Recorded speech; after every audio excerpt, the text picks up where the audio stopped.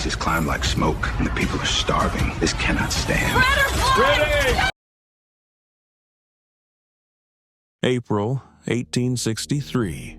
Richmond, Virginia, the beating heart of the Confederacy.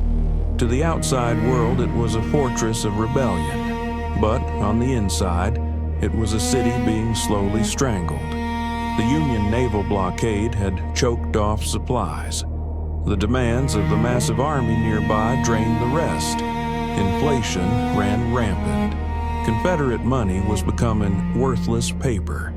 For the poor and the wives of soldiers on the front lines, survival had become an impossible math equation. They were told to sacrifice. They were told to be patient. But patience doesn't feed starving children. On the night of April 1st, frustration boiled over into action. Led by a feisty huckster named Mary Jackson, hundreds of women gathered. Their demand was simple: bread or blood. The next morning, they marched to the governor's mansion, demanding he release food from government warehouses. He dismissed them. He told them to go home. That dismissal was the spark. The mob turned away from the government buildings and headed for the business district on Carey Street.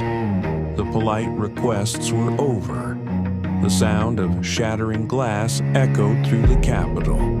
The Richmond Bread Riot had begun. They didn't steal jewelry. They stole sustenance: flour, bacon, salt, the necessities of life denied to them by war and greed.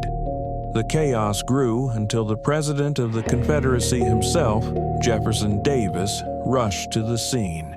He climbed onto a wagon in the center of the mob.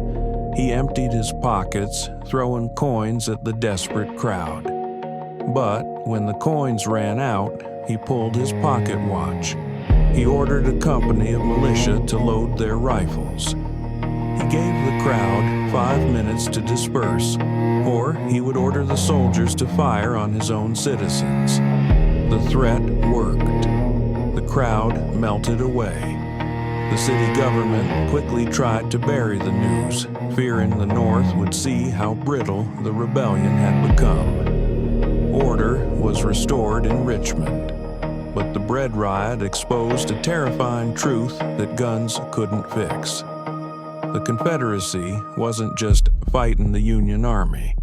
It was slowly losing the war against hunger on its own home front.